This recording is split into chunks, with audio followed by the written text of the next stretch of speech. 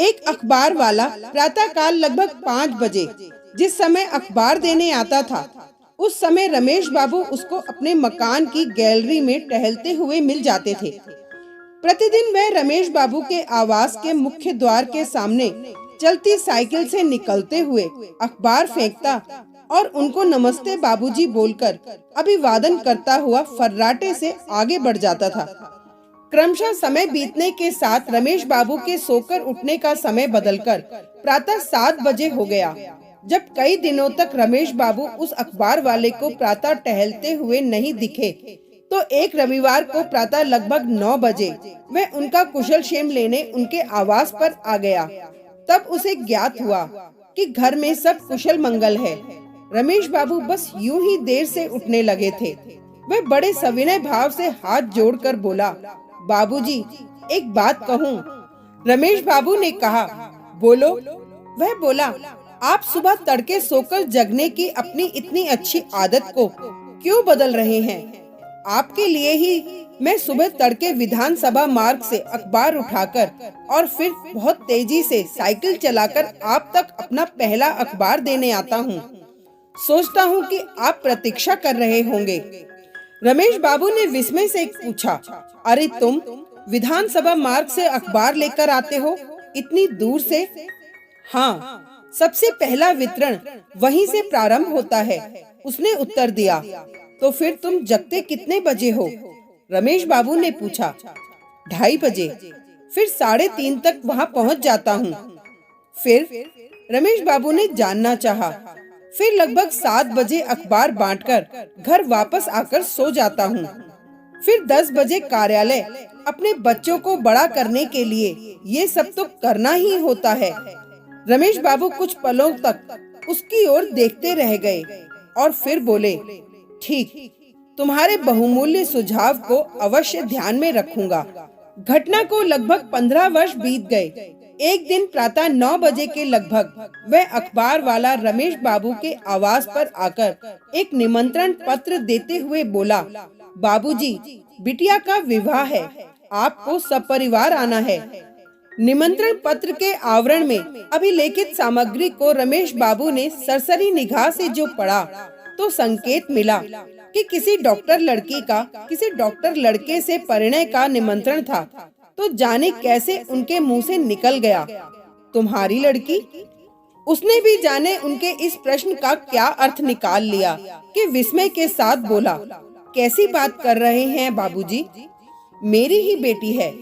रमेश बाबू अपने को संभालते हुए और अपनी कुछ झेप मिटाते हुए बोले, नहीं, मेरा तात्पर्य कि अपनी लड़की को तुम डॉक्टर बना सके, इसी प्रसन्नता में वैसा कहा।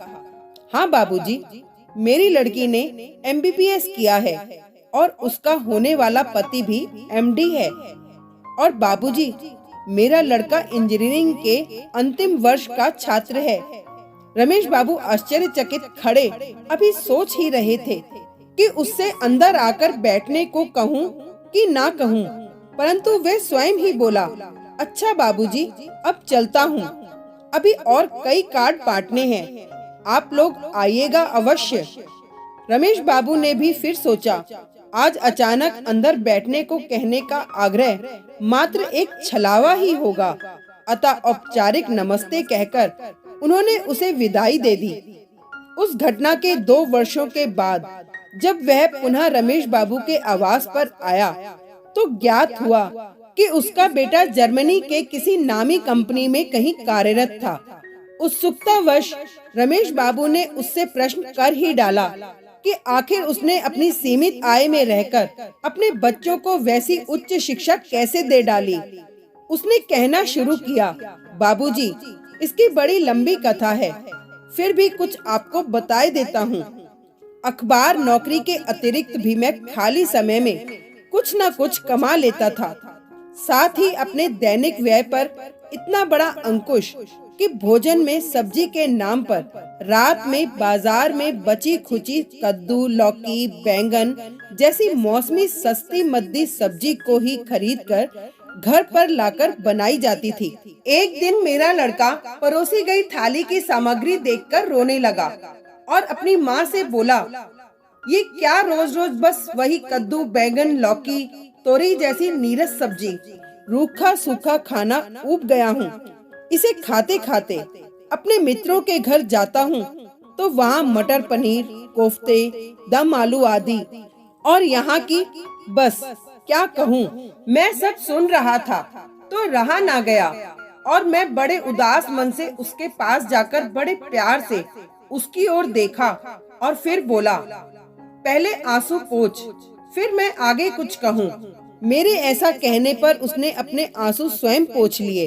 फिर मैं बोला, बेटा सिर्फ अपनी थाली देख, दूसरे की देखेगा तो तेरी अपनी थाली भी चली जाएगी, और सिर्फ अपनी ही थाली देखेगा तो क्या पता कि तेरी थाली किस स्तर तक अच्छी होती चली जाए। इस रूखी सूखी थाली में मैं तेरा भविष्य देख रहा हूँ। इसका अनादर मत कर। इसमें जो कुछ भी परोसा गया है उसे मुस्कुरा कर खा ले। उसने फिर मुस्कुराते हुए मेरी ओर देखा और जो कुछ भी परोसा गया था खा लिया। उसके बाद से मेरे किसी बच्चे ने मुझसे किसी भी प्रकार की कोई भी मांग नहीं रखी।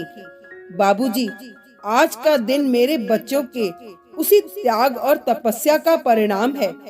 उसकी बातों को रमेश बाबू बड़ी तन्मयता के साथ लगातार चुपचाप सुनते रहे और बस यही सोचते रहे कि आज के बच्चों की कैसी मानसिकता है कि वे अपने अभिभावकों की हैसियत पर दृष्टि डाले बिना उन पर लगातार अपनी ऊट पटांग मांगों का दबाव डालते रहते हैं।